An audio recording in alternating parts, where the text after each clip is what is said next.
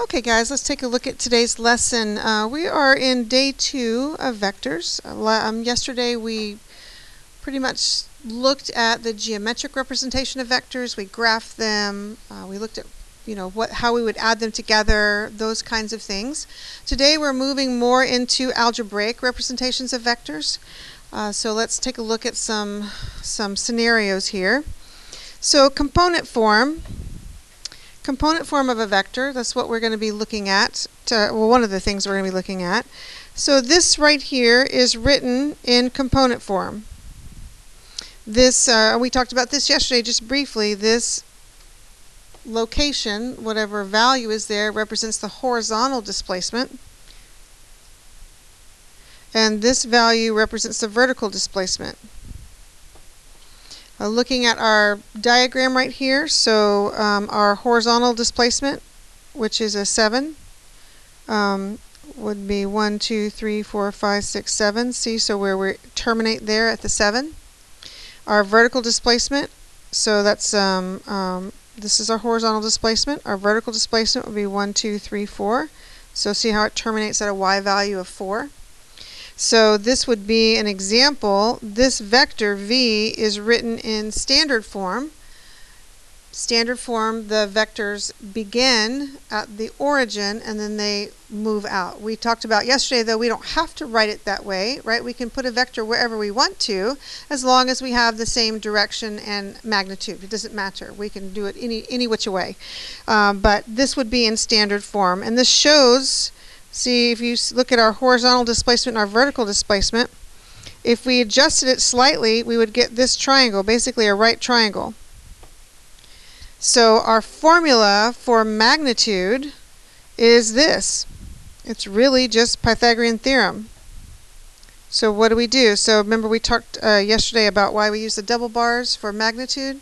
So the double bars, so it's asking for the magnitude of vector v, would be the square root of our horizontal displacement squared plus our vertical displacement squared, and it would be the square root of that. So that would be how we would calculate that. Okay, let's see what else we have going on. Also, we need to recognize or know that that displacement, how we get displacement, is the final position minus the initial position, and that's going to come into play when we're going to be writing vectors from points. When we write a vector from points, we're going to use this concept, the final position minus the initial position, and I have an example of that to show you what that looks like. Okay. All right, let's see what else we have going on. So we talked about magnitude. Okay, so let's look at algebraic operations on vectors. There are things that we can do algebraically to vectors. If we're going to add them, basically what it's asking us to do is asking us to take, so let's look at what the format they're using. They're saying that a sub 1 and a sub 2 are both the horizontal displacements on each of those vectors, and b sub 1 and b sub 2 are the vertical displacements on each of those vectors. So if we asked to add them, what would we do? Well, we would take our horizontal components and add them together and make that our new horizontal component. We would take our vertical components and add them together and make that our new vertical component. So it's basically just adding, I mean, if you will, it's kind of like adding like terms. You add the horizontal component to the horizontal and the vertical to the vertical to get the new vector. If we are subtracting vectors, it's the same kind of scenario where we would take the, and of course it matters the order that we're subtracting in, right? It doesn't matter the order that we're adding in, but it certainly matters the order we're subtracting in, where we would take the horizontal component of my first vector and subtract the horizontal component of my second one. That would create, this would be my new horizontal component. Then we would do likewise with the vertical. Take the first vertical minus the second vertical, and that's our new vertical displacement. The last thing we'll be looking at as far as operations on vectors today is the scalar. Remember we talked yesterday about what the definition of a scalar is. A scalar is just a number, like 2 or -5 or something. We are allowed to multiply a vector by a scalar. So let's say we multiply the vector by 2. I would basically take the horizontal component and multiply by 2 and multiply the vertical component by 2, and I have my new vector. We looked at that yesterday as far as graphing goes. If we doubled the vector, then the length of it would double. You recall that? So we're looking at it in a couple of different representations. All right, so let's look at the next part over here. So there's a couple of different ways to write vectors. We have our component form, which basically these are called chevrons. This particular vector right here, written in component form, would be 7, 4. That's this vector right here. This vector, so there's two different main forms that we use to write vectors. This is called component form. And you know, on a quiz or test, I might ask you to write the vector in component form. That's what you would need to do. Then we have something called in terms of I and j. In terms of I and j. This vector is written in terms of I and j. Let's talk about what I and j stand for. They're actually the unit vectors. They're kind of important. And actually, they're kind of fun. So notice how all these other vectors I've been putting like a little thing like that over it. The unit vector I and j and k when we get to 3 dimensions are so special. They have their own little notation. It looks like a little hat. It's so cute.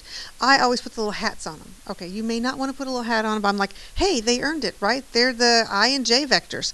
So it basically would have like a little hat on it like that. It's like a little, I think that's so fun.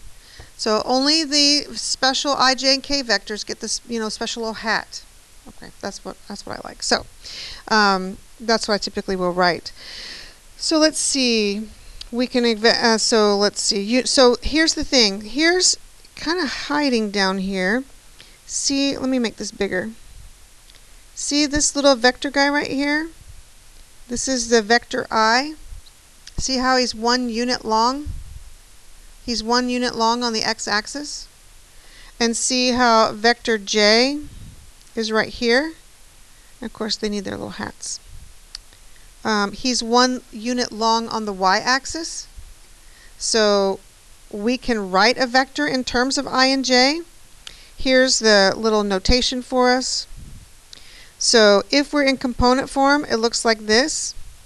If we're in I and j, in terms of I and j, it looks like this. It's really pretty easy. It's just a matter of rewriting it with this number with an I after it and this number with a j after it. It's really not a big deal. You just need to pay attention to the way I'm asking you to give your answer. And there are pros and cons for both of these techniques. We learn more about that in multivariable calculus. We work with this quite a bit. But we just need to know there are 2 forms, and we need to be able to go back and forth between the 2 forms. Okay? All right. So let's see what else. Oh, another thing that's important. So we have the unit vector. We talked about that yesterday. A unit vector is 1 unit long, and I and j are the famous unit vectors. Do you have to be I and j to be a unit vector? Can you think of, is it possible to have another vector with a magnitude of 1? Sure, right? I could have another vector with a magnitude of 1. It could be facing any way. It would just be 1 unit long. But the famous ones are these guys, the I and j. Okay, those are our famous unit vectors. In order to get let's say we have a vector like this vector right here, 7i plus 4j. Let's say we want to see the unit vector part of that. We want to turn that into a unit vector. It's not a unit vector right now, right? If we wanted to know the magnitude of it, what would we do? We would go to this formula over here, and we would calculate the magnitude of it. So the magnitude would be, 7 squared plus 4 squared, and we would square root that. We would get the magnitude. That's what we would get. But there's something that's called normalizing. That's another vocab word. We need to know what that means. Normalizing. I'm going to ask you to normalize a vector. If you don't know what it means, you're not going to know what to do. Normalizing a vector means turning it into a unit vector. Taking the vector, let's say the vector, let's just use this one. So it's facing, it's kind of large like this. We're going to take it and we're going to shrink it to be 1 unit long. going in the same direction, but just 1 unit long. There's a calculation that we do to do that.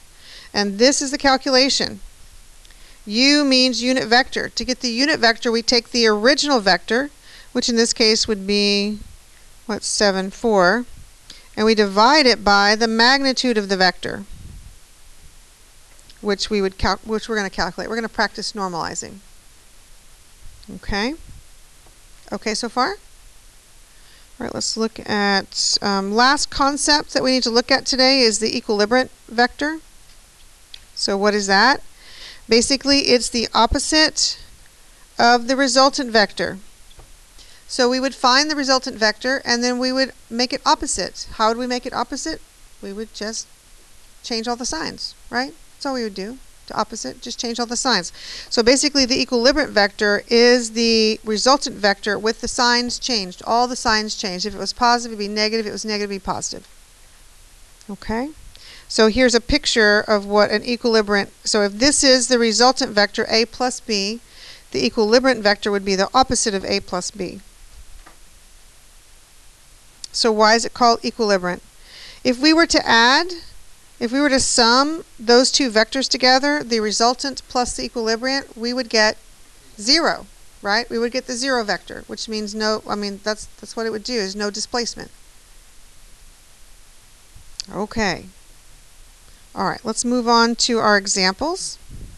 We have a few examples on the next page. Okay, so let's look at number 1. So number 1 asks us to find the component form and the magnitude of vector v, whose initial point is at P and terminal point is at Q. We could certainly draw that if we wanted to. We could draw that. Question? So in I-1, where do you put the arrow? Just over the I and the J? Just over the I. Yeah, just over the little I. The numbers don't get to share in the special hat. Okay. Just the I and the J would have the little hat over it. So here we want to find component form. That's telling you how to write it, right? It's telling you to write it with the chevrons. And we want to find the magnitude, which we will. But first we need to find component form before we find the magnitude. So this is where I was telling you on the other slide, you know where it said displacement is end minus beginning? Remember that? It really is important which of these vectors is at the initial and which is at the terminal, because you're going to have a completely opposite vector if you don't do it this way. It tells us that the initial point is at P. So we don't have a choice in the order that we do things. The terminal point is Q. So to find vector PQ, what we would do, and we're going to put it in component form, is we would take the end horizontal displacement, which is -6, minus the beginning horizontal displacement, which is -1. Okay, and this, you could do that in your head. You don't have to write that out. I'm just showing you what we're actually doing. To find the y, or vertical component, we would take the end y component minus the beginning.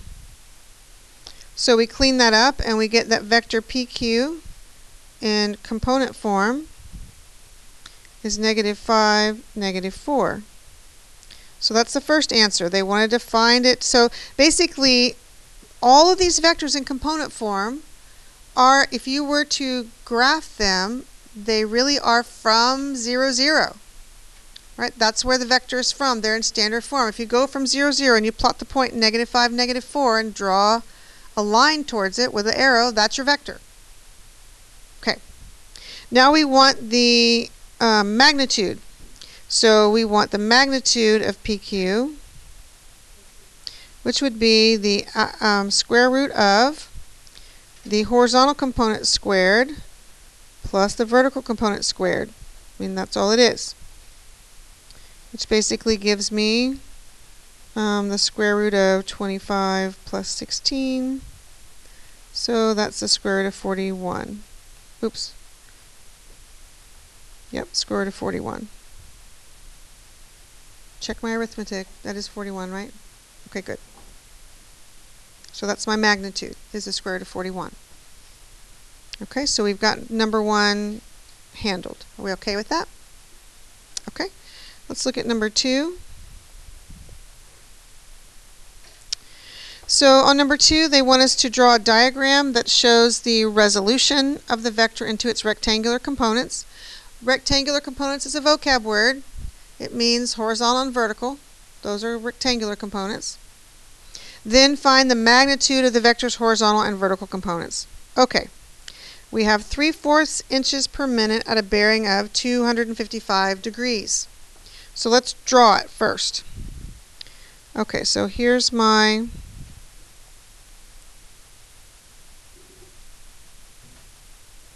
Alright, so bearings, we know bearings are measured from what? The north line, right? From the north line.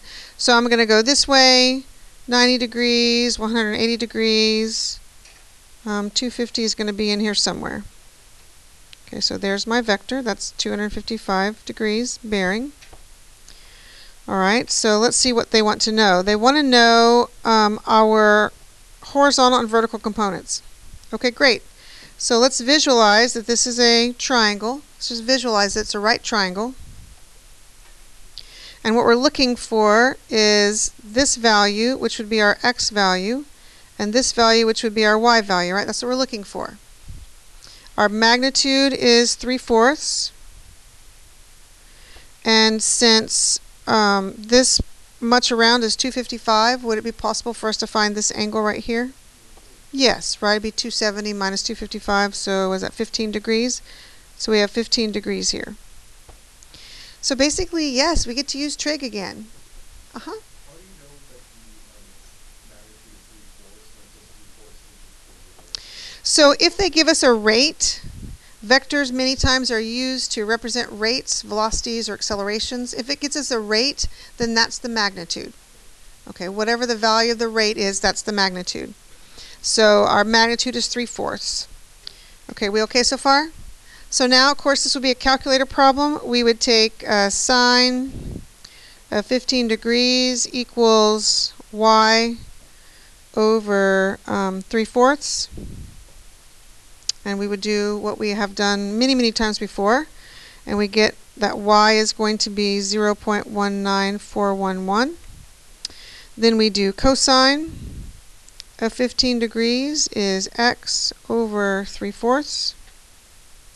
And we get x is 0.7244.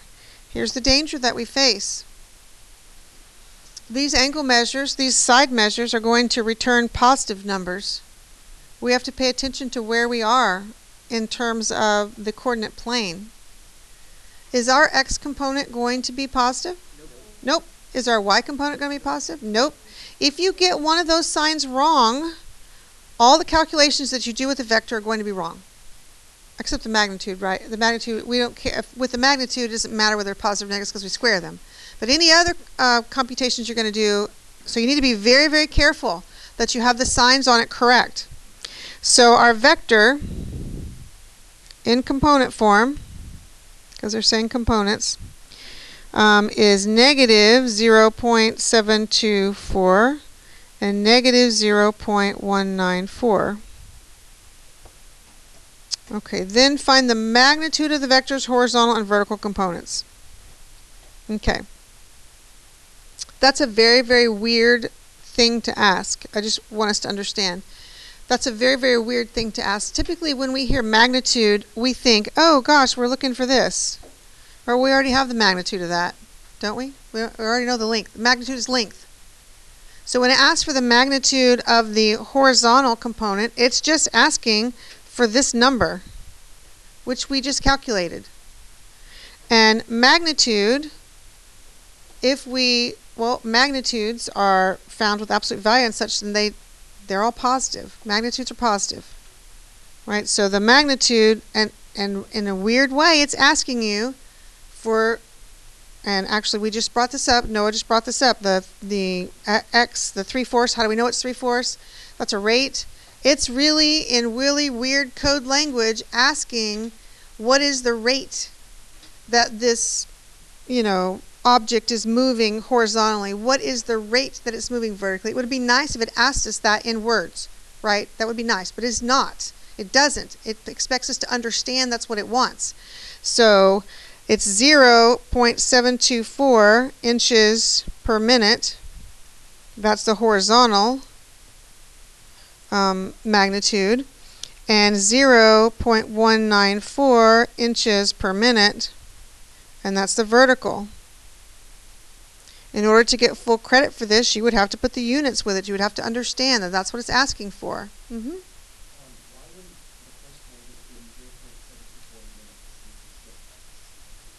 So this is a rate, which means all the other pieces are rates.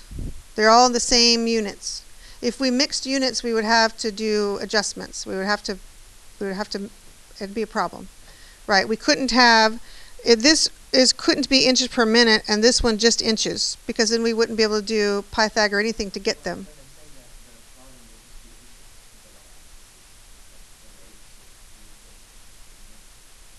So we're pulling this apart into pieces. We're pulling it apart into pieces. We're taking this is the resultant, which is 3/4 inches per minute. This is the resultant, and we're pulling the horizontal and vertical components apart. What vectors would it take to get to 3/4 inches per minute? What would the other two vectors have to be to get me to 3/4 inches per minute? They would have to be in inches per minute, right? They would have to be that same unit to get me to my resultant. Okay? Are we okay with number 2? All right, let's go to this one. Find the magnitude and direction of the equilibrant vector. Ooh, good vocab word. What was the equilibrant vector? Do you remember? Opposite. So we need to find A plus B and then do the opposite of it. That's what we need to find. Okay, so let's work on that. Let's find A. A and B are different vectors. Different. Right? A is 4 meters at a bearing of north 30 west. Oh, look at all these things coming back. Isn't this exciting? Bearings, measurements are coming back. North, south, east, west measurements are coming back. You're probably like, oh, I missed them so much. I'm so glad they're back. Okay, so, or maybe not. Let's look at vector A. Let's draw it. So it's northwest. Here's my north line. So northwest, so it's going up this way. Northwest 30, so this angle measure right there is 30 degrees. Okay, let's think of this. So, in order to write my vector, I need to write it in component form, right? So I can do calculations with it. So, we would want to find like this and this, right? That's what we want to know. So we would do sine. I'm going to, of course, use this angle measure, this theta, because it's inside the triangle that I'm interested in. If that little measure right there is 30 degrees, what's theta going to be? 60 degrees. So I'm going to do sine of 60 degrees equals y over 4. So y is 3.464. And then cosine of 60 degrees equals x over 4, which is x equals 2. So my vector A in component form. Okay, we need to get the signs right. What is the x component? Is it going to be positive or negative? Negative. So I got -2. And the y component, is it going to be positive or negative? Positive. So I have -2 comma 3.464. And of course we'd have all those numbers in our calculator. You know, we wouldn't round to the very end. So now let's work on vector B. It's, oh, I forgot. Let's see, our magnitude was 4. That's where the 4 came from. Okay, let's work on vector B. It's north 20 degrees east. So northeast would be up this way. This would be 20 degrees.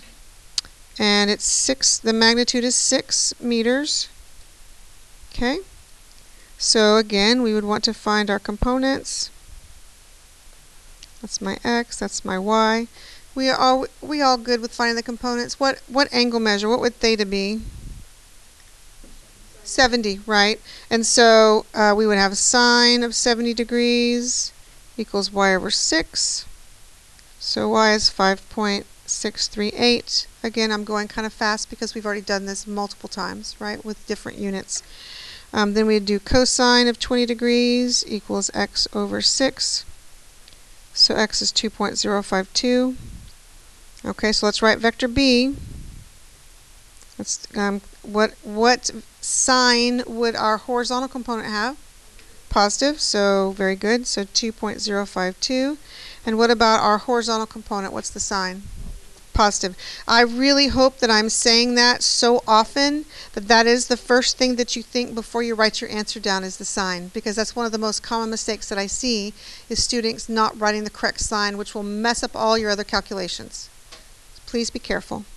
So we want to add those two vectors together, a plus b. So I'm going to do negative 2 plus 2.054. And that's going to give me, negative, no, it's positive. We're adding them. So 0.052. We add 3.464 to 5.638. And we get 9.102. So let's see, they want the magnitude and direction. What about the magnitude? Do you think we're going to have to do something to the magnitude once we find it of this resultant vector? Are we going to have to do anything to? No, right? I mean, the magnitude of the resultant and the equilibrant are going to be the same because it's just the length. I mean, the length are going to be the same. They're just going in different directions. So we find the magnitude. So the magnitude of a plus b is going to be the square root of those components, which of course is certainly calculator work, plus 9.102 squared. So our magnitude turns out to be 9.102 meters. And that's going to be the magnitude for both of them. Okay, so now let's do the equilibrant vector. So that's going to be the opposite of a plus b. All right, that's my equilibrant vector.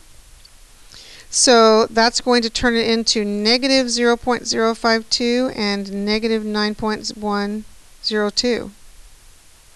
So we did both things that we were asked to do. How's that? Great. We just have one more question. I really like this last kind of question, which you know what that means. And for some reason it's very confusing and students want to do it multiple different ways.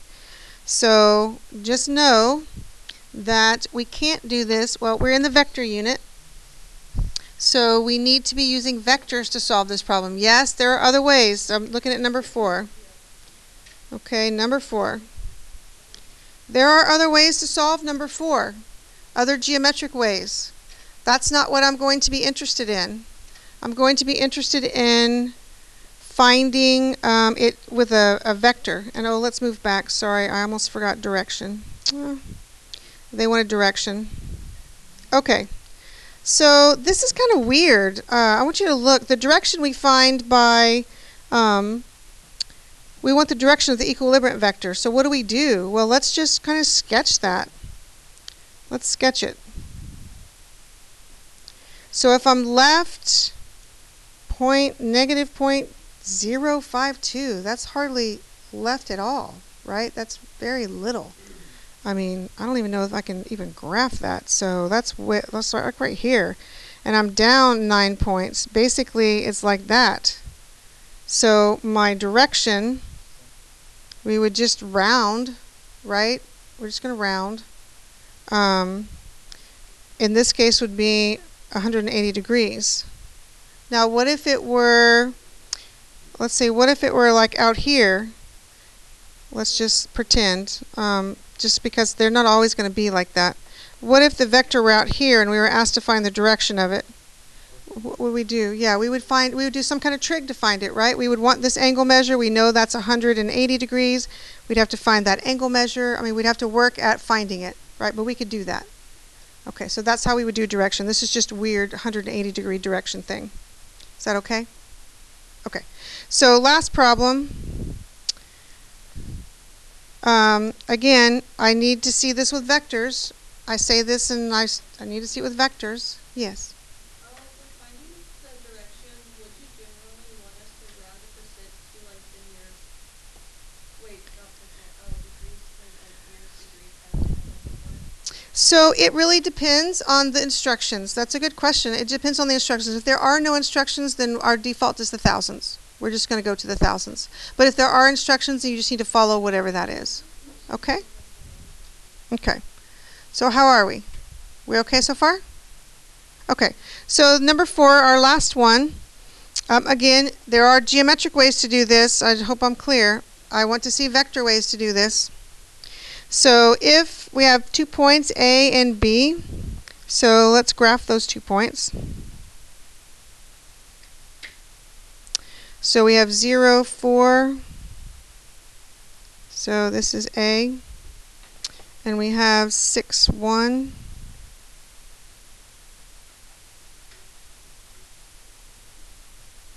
That's B. Okay. If we have those 2 points, A and B, find the coordinates of point P that is 2/3 of the way from A to B. Okay, so here, this is what we got going on. There's A to B. We are going to use a vector. So this is going to be point P. And what we're looking at is to find this vector. So this is going to be a vector in standard form. That's what we want to know, what that vector is. It's our goal. So, and this is the origin. So I'm going to walk you through how would you do that. Okay, and note that we're going from A to B. From A to B. So if we were to draw the vector from A to B that we're looking for, it would be this one, right? From A to B. So think about this as, let's think about this as that this is my resultant.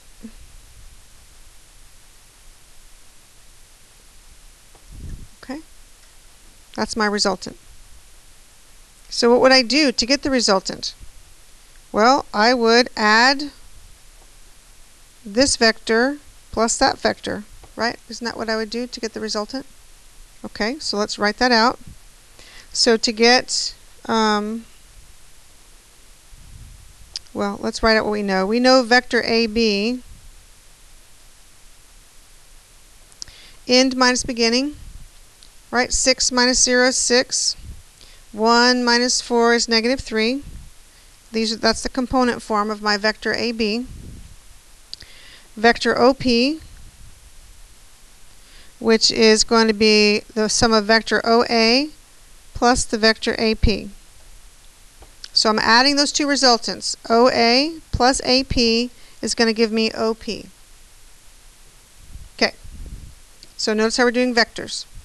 So we want, so this vector OP is going to be vector OA plus 2/3. I'm going to take AP out and replace it with 2/3 of AB. So I substituted. I took AP out because I have no idea what that length is. None. I'm going to replace it with 2/3 of AB because I know what AB is, and I could use a scalar, 2/3 times AB. Okay? Alright, so let's do that. So my first vector, OA, you know, end minus beginning, my vector is 0, 4, plus 2/3 of vector 6, -3. That's going to give me my resultant.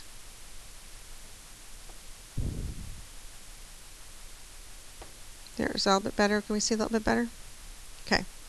So now I'm going to distribute the 2/3. So 0, 4 plus 2/3 times 6 and is what, 4? Okay, so there's my distribution of 2/3. I distribute to here, and that gives me this. And now I simply add the vectors together, and I got my answer. So 0 plus 4 is 4, and 4 minus 2 is 2. So this is vector OP. They wanted to know the coordinates of point P. You can leave it in vector form if you want to. Wow. You can leave it in vector form if you want to, or you can simply just say 4, 2.